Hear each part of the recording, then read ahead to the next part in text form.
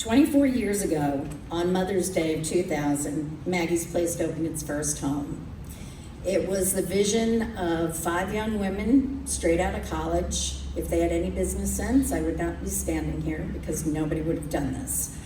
They literally talked the city of Phoenix into gifting them a property based on sweat equity. And when you stood in the center of the Magdalene house, our first home, and looked up, you could see the heavens because the roof was gone. So in 9 months of sweat equity and volunteers, they opened up on Mother's Day and welcomed in 2 pregnant women that lived in the area. So there were the 5 women and 2 moms.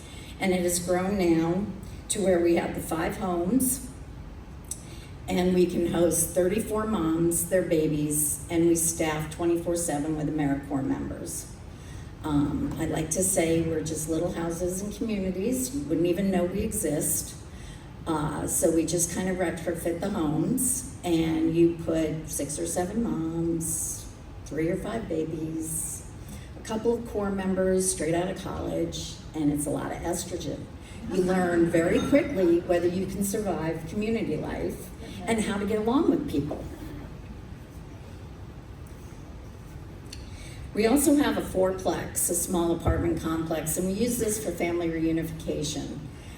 There's a huge challenge when you were trying to reunify with your children. The average age of our moms is actually 28, and most of them have had children prior, and some of them have been in the DCS system. So we work with them, they do the heavy lift, it's a lot of work to get to the point where they can reunify.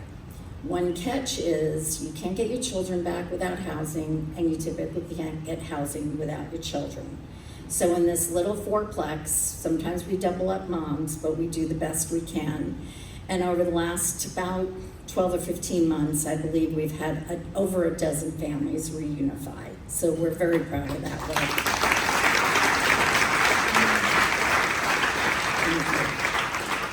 The Family Success Center is where most of us are based out of, and it's our central hub. It's off 30th Street in Indian School. We have a beautiful backyard with a big playground. Everybody thinks of Maggie's Place as babies. But when you've been around 24 years, you've got kids, you've got teens, and you've got young adults. And we embrace all of them. They continue to be involved with us. At the hub, we host weekly support groups, parenting classes, financial literacy, workforce development, and for every class that a mom attends, she receives donation dollars, which then give her access to the donation closet. And we have had moms that for 5 years faithfully come to classes and have never bought diapers and wipes. And anybody in this room that's had to buy diapers and wipes know that it takes a huge chunk of your budget. We also have a food pantry that we stock, and there are no donation dollars required for that. If somebody comes in and they need something and we have it, it's theirs.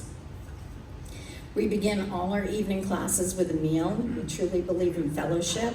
We like to party and we like to eat. This gives moms a chance to connect with people that they're in class with or support group with at a more casual level. And it also allows time for the children to settle in before they go into childcare. And I've mentioned this a few times, but we do like to party. We find excuses on a monthly basis to host something, typically small, Easter parties.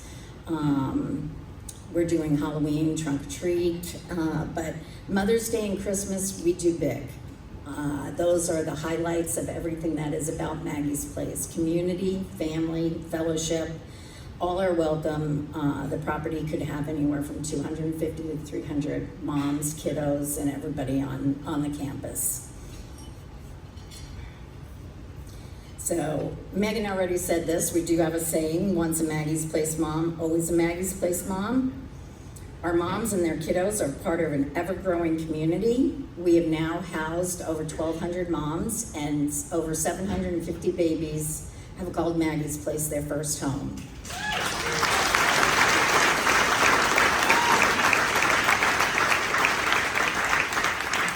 I don't think when it started 24 years ago, anybody thought to, well, I know, nobody thought to track anything. So we've started tracking over during my tenure over the 11 years. And the first thing I did, all our homes have a tree of life. And when mom moves out, she puts a leaf on the tree with baby's name. So we counted the leaves, and that's how we came up with the 750. So give or take, I'm sure there's more, but this is how we're doing things. We're much better now at data. But just imagine yourself alone, pregnant, maybe living in a car, or worse, living on the streets. Average temperature is 100 degrees, give or take. On average, we receive 50 calls a week from women in this situation. I mentioned we can house 34 moms. That leaves many with nowhere to go. And these are the unseen homeless. These are not the women that you don't see them on the corner when you get off the 51. They are hidden. There's a stigma being pregnant, mostly with drug usage or other addiction problems. And they're hidden. They're not counted, they're not represented, they're not seen. So this is who we serve, and we do it with an open heart. And I cannot tell you how proud I am of my staff for the amount of love and compassion that they show these women day in and day out. And sometimes it's very tough. But they do it with a smile, and I am greatly appreciative of that.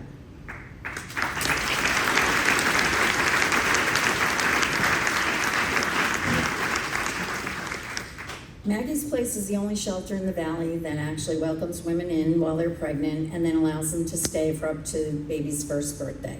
So if a woman stays with us that long, it really gives her a chance to address her mental and physical health, get stabilized, and begin using the tools that allow her to begin a new journey towards self-sufficiency and independence for her and her family. It is now my honor and pleasure to introduce Lachey. She's a Maggie's Place alumni mom and a staff member. I love her dearly, and I so appreciate her willingness to share her story with you. Thank you.